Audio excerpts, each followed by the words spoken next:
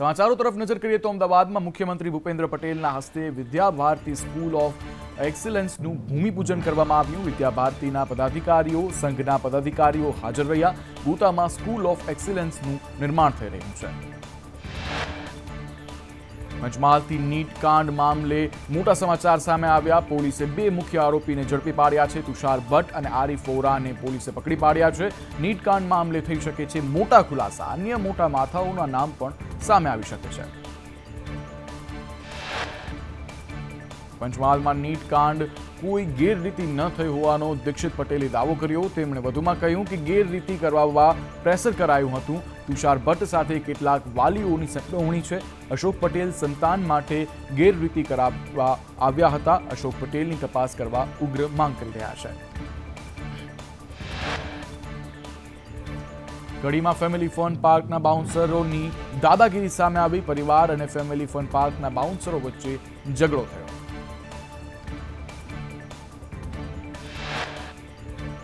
કડીમાં ફન પાર્કમાં સમાધાન કરાવવા વચ્ચે પડેલા અન્ય પરિવાર પર બાઉન્સરોએ કર્યો હુમલો। બાઉન્સરે જાનથી મારી નાખવાની ધમકી આપી। પરિવારજનોએ કડી પોલીસ સ્ટેશનમાં બાબતે ફરિયાદ નોંધાવી। સુરતમાં ઐશ્વર્યા મિલ સંચાલકોના ત્યાં આઈટીની તવાઈ। આઈટી વિભાગે ₹250 કરોડના દસ્તાવેજ જપ્ત કર્યા છે। જ્યારે દરોડા દરમિયાન 4 કરોડની જ્વેલરી પણ મળી આવી છે। 20 લોકર ખોલવાના બાકી 12 જગ્યાએ તપાસ ચાલી રહી છે।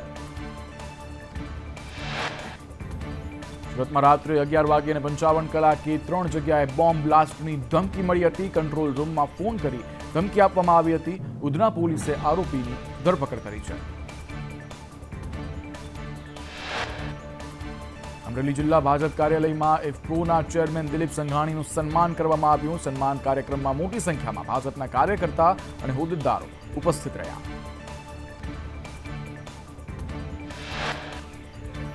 અરણી બોટ દુર્ઘટના બાદ તંત્ર એક્શન મોડમાં આવી। પ્રદર્શન મેદાનમાં ફન બ્લાસ્ટ કરાવ્યું બંધ।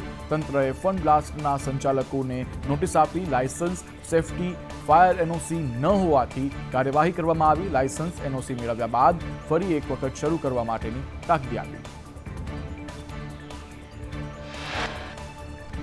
ઊંઝા માર્કેટ યાર્ડમાં જીરાના ભાવ ગગડી તળિયે જતા ખેડૂતોને નુકસાન સેવાયું છે। મબલખ જીરાના ઉત્પાદનને લઈ જીરાની કિંમતમાં ઘટાડો જોવા મળ્યો। ગત વર્ષ કરતાં જીરાના ઓછા ભાવ મળતા ખેડૂતોમાં નારાજગી જોવા મળી।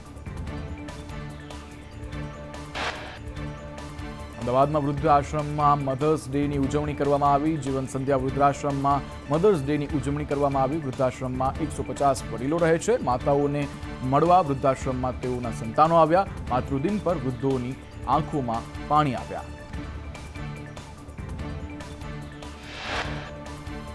સુરતમાં ભાજપના પૂર્વ નગરસેવક નવીનચંદ્રનું નિધન થયું છે। ઘરમાં છતનો પોપડો પડતા નવીનચંદ્ર કડીવાલનું નિધન થયું છે। કડીવાલા 1995 થી 2000 સુધી નગરસેવક રહી ચૂક્યા હતા।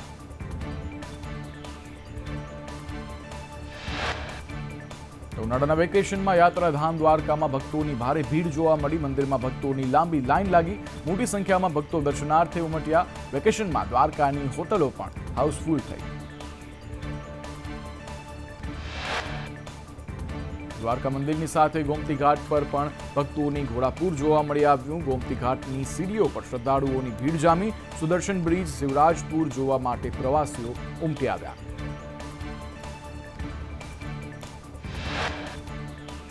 મચ્છુ 2 ડેમને ખાલી કરવા મચ્છુ નદીમાં છોડાયું પાણી। ડેમના 2 દરવાજા 2 ફૂટ ખોલવામાં આવ્યા। ડેમના 5 દરવાજા બદલવાની કામગીરી હાથ ધરવામાં આવશે। મચ્છુ નદી થશે છલોછલ। મહેસાણા જિલ્લાના હિલ સ્ટેશન તારાંગાનો ડ્રોન નજારો સામે આવ્યો। હિલ સ્ટેશન અરવલ્લીની ગિરિમાળામાં વસેલું છે। તારાંગા જૈન ધર્મનું પવિત્ર તીર્થસ્થાન તરીકે ઓળખાય છે।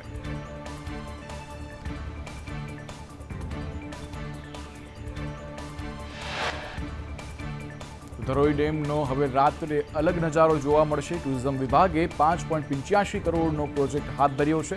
6 મહિનામાં ધરોઈ ડેમ રોશનીથી ઝગમગતો થશે। 12 જુદા જુદા રંગોથી ડેમ નવા રંગરૂપમાં જોવા મળશે। ખંભાતના છેવાડાના ગામોમાં ભર ઉનાળે પાણીની સમસ્યા જોવા મળી. તરકપુર, નવા ગામ સહિતના ગામડાઓમાં વર્ષોથી સતાવે છે પીવાના પાણીની સમસ્યા. ગ્રામજનોની તંત્ર સામે નારાજગી દર્શાવવામાં આવી. ભાવનગરના વલ્લભીપુર શહેરમાં ઘેલો નદી પ્રદૂષિત થઈ છે. હરિયાદ જવાના રસ્તે કોઝવે પાસે નગરપાલિકા દ્વારા ગટરના અશુદ્ધ પાણી ઠાલવતા નદી દૂષિત થઈ. તંત્રની બેદરકારીના કારણે શહેરીજનોમાં રોષની લાગણી છવાઈ છે. બનાસકાંઠાના ઇકબાલગઢથી બાલુંદ્રા જતા બનાસ નદી પર વર્ષો પહેલા બાંધેલો બ્રિજ જર્જરિત બન્યો. જર્જરિત બ્રિજને કારણે વાહન ચાલકોમાં પણ ભય ફેલાયો છે. અગાઉ સંદેશ ન્યૂઝના અહેવાલ બાદ આ બ્રિજને રિપેરિંગ કરાવવાનું નાટક કર્યું હતું, પરંતુ સ્થિતિ આજે પણ એ જ છે.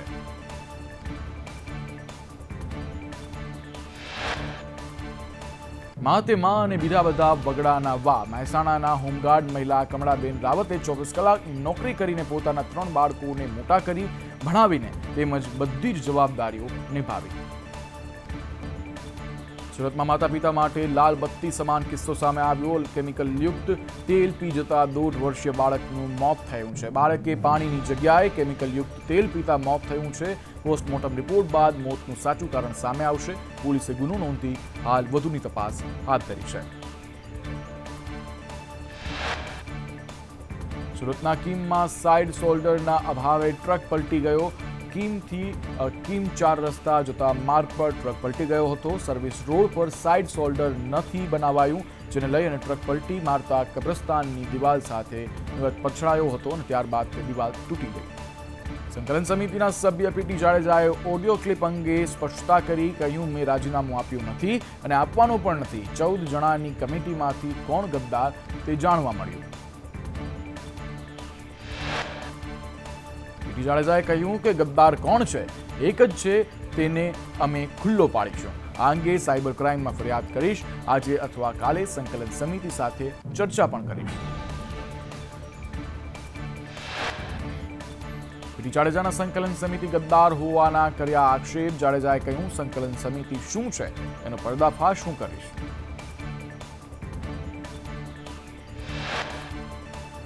સંકલન સમિતિને લઈ પીટી જાડેજા કરી શકે છે ખુલાસો. જુદી જુદી 6 ઓડિયો ક્લિપ સોશિયલ મીડિયામાં વાયરલ થઈ રહી છે.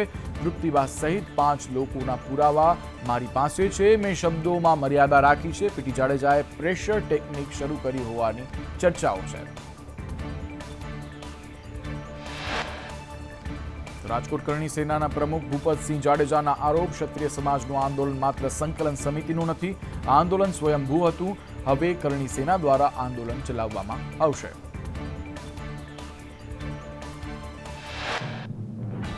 ભૂપતસિંહે કહ્યું, સંકલન સમિતિએ ભાજપ કોંગ્રેસને વચ્ચે નાખ્યું. સંકલન સમિતિ દ્વારા કોંગ્રેસને મત આપવાનું કહેવાયું હતું. હવે પીટીને સંકલન સમિતિ સાથે નાના મોટા પ્રશ્નો હશે.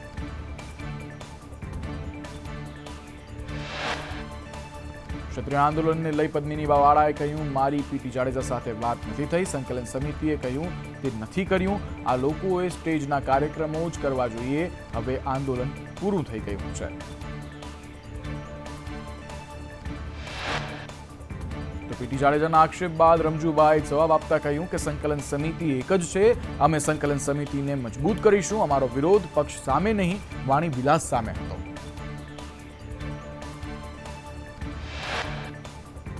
વધુમાં તેઓએ કહ્યું કે અમારો વિરોધ અસ્મિતાની લડાઈ હતી. ચૂંટણી પૂરી થઈ એટલે વાત પૂરી થઈ. હવે વિવાદ પૂરો થઈ ગયો છે. અમે કોઈ પક્ષના પ્લેટફોર્મ પર નથી ગયા.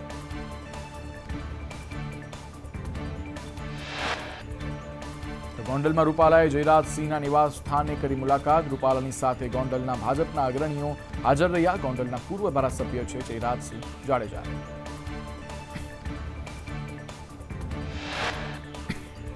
અમદાવાદમાં નિકોલ પોલીસ સ્ટેશનના 2 પીએસઆઈ અને પીઆઈ કેટી જાટ સામે ફરિયાદ નોંધાઈ છે. બંને ફરિયાદની તપાસ એક જ ડિવિઝનના એસીપીને સોંપવામાં આવી છે. એ જ ડિવિઝન એસીપી બંને કેસની તપાસ કરશે. જે મુદ્દે એસીપીએ કહ્યું કે આક્ષેપો પર તપાસ ચાલુ કરી દીધી છે. ફરિયાદી આક્ષેપો થયો તેની પૂછપરછ કરશે. બંને પીએસઆઈના આક્ષેપ પર તપાસ શરૂ કરી દેવામાં આવી છે. સુરતમાં પાંડેસરામાં સિક્યુરિટી ગાર્ડે 3 બાળકીઓને કરી છેડતી આધેડ સિક્યુરિટી ગાર્ડ નરાધમ બાળકીઓને અડપલા કરી થયો ફરાર. નરાધમ આરોપી વિજય ઈગલે સામે નોંધાઈ ફરિયાદ.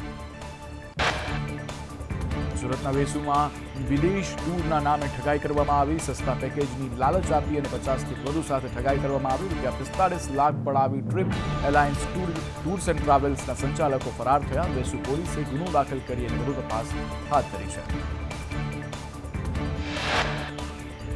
હિન્દુ નેતાની સોપારી કેસમાં વધુ એક આરોપી ઝડપાયો. સુરત ક્રાઇમ બ્રાન્ચે મહારાષ્ટ્રના નાંદેડથી રઝા નામના આરોપીને ઝડપી પાડ્યો છે. અત્યાર સુધીમાં કુલ 3ની ધરપકડ કરવામાં આવી છે. ચારધામ યાત્રામાં ફસાયા ગુજરાતીઓ. યાત્રામાં અવ્યવસ્થાના કારણે ગુજરાતીઓ અટવાયા. અંદાજે 25થી 30 હજાર જેટલા ગુજરાતીઓ મુશ્કેલીમાં મુકાયા. યમનોત્રી જવાના રસ્તે 25થી 30 કિલોમીટર લાંબો જામ સર્જાયો છે. છેલ્લા 2 દિવસથી યાત્રાના રસ્તે ફસાયા છે અનેક લોકો. તંત્ર તરફથી હાલ કોઈ વ્યવસ્થા નથી કરવામાં આવી. ચારધામની યાત્રાની શરૂઆત સાથે જ તીર્થસ્થળો પર ભારે ભીડ જામી છે. યમનોત્રીનો એક વિડીયો સોશિયલ મીડિયા પર વાયરલ થયો છે, જે બાદ ધામી સરકારની તૈયારીઓ પર સવાલો ઉઠી રહ્યા છે. યમનોત્રી ધામ ખુલતાની સાથે ભારે ભીડ ઉમટતા ઉત્તરકાશી પોલીસની અપીલ. યમનોત્રીમાં વધુ ભક્તો મોકલવા જોખમી. યમનોત્રી જઈ રહેલા તમામ શ્રદ્ધાળુઓને તેમની યમનોત્રી યાત્રા મુલતવી રાખવા માટે વિનંતી કરવામાં આવી. વૈદિક મંત્રોચ્ચાર અને ધાર્મિક વિધિઓ સાથે બદ્રીનાથના કપાટ ખોલવામાં આવ્યા. પ્રથમ દિવસે મોટી સંખ્યામાં ભક્તો દર્શન કરવા માટે પહોંચ્યા. ઉત્તરાખંડના ચારધામ યાત્રાની સત્તાવાર શરૂઆત કરાઈ.